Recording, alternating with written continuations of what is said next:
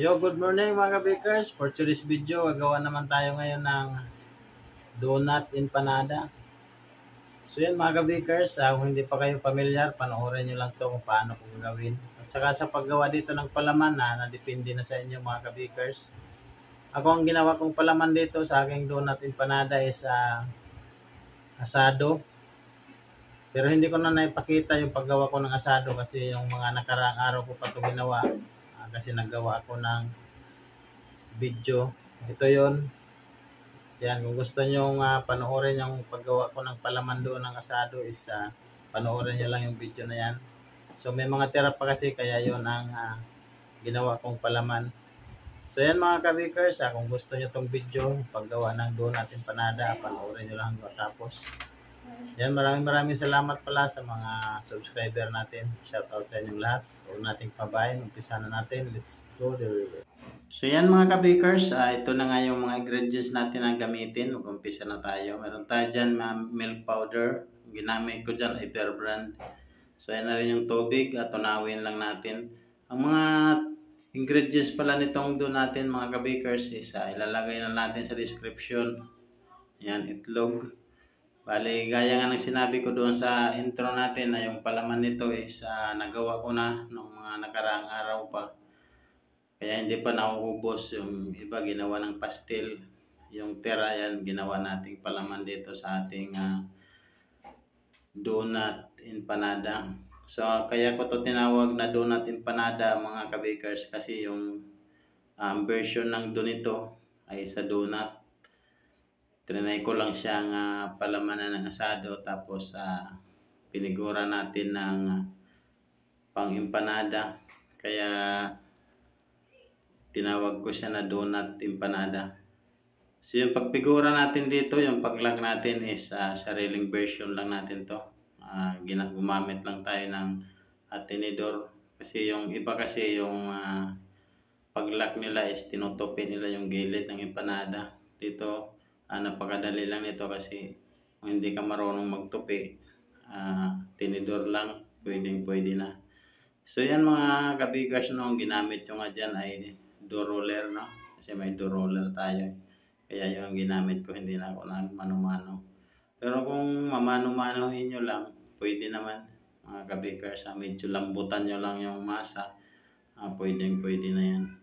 So bali ang putol nito pala mga kabikers na doon natin ay nasa 40 grams, no? Tapos yung palaman naman natin ay nasa 10 grams.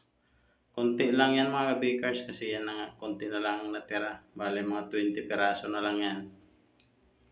So yan, ganyan lang natin siya ilalak mga bakers. Mamaya panoorin nyo lang kung paano natin siya gagawin. Ganyan. Ganyan lang yung gilid tapos ganyan na ng tinidor. O diba napakadali lang. Yan, di tapos na.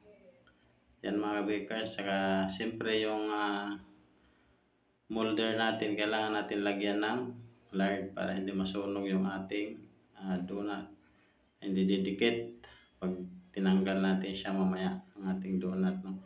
So yan, pare binilog ko lang yung asado natin tapos nilagay sa gitna. Yan, tupi. Tapos diinan lang yung mga gilid. Tapos ganyan tinidor. Yan, okay na yan mga kabakers. Maganda na yung pagkalat niyan. Napakadali lang yan kung bago ka pa lang, hindi ka pa nakakapagawa ng mga empanada. Ayan, yan lang ang gayahin mo, madali lang yung malak. Kasi pag hindi yan malak, lalabas yung palaman nyo. So yan, pinaalsa ko lang siya ng 1 hour. Tapos, yan, linuto na natin pagkatapos ng palasa natin. Yan, ganyan lang siya mga kabakers. Kita nyo naman yung donut empanada natin is napaka bibo yung katawan niya, ang ganda ng kanyang pagkaalsa. Ayan, at saka napakalambot niyan.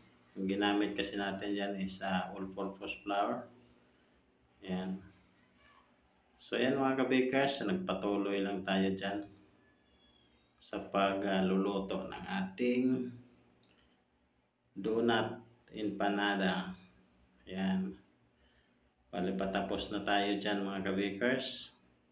So sana nagustuhan nyo itong share ko sa inyong video mga kabikers.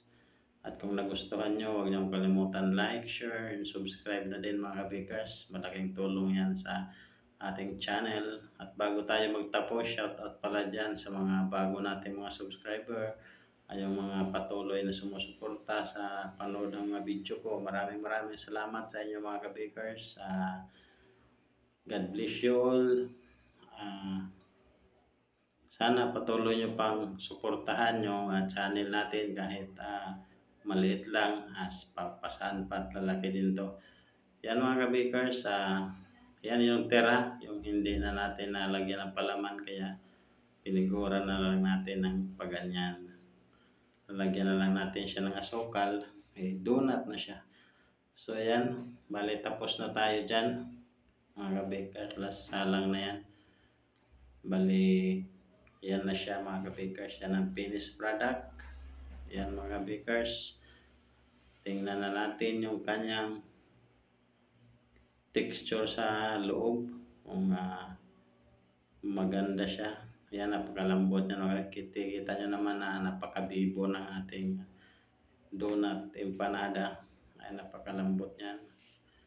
So yan, kung wala naman kayong all purpose, pwede kayo gumamit ng third class.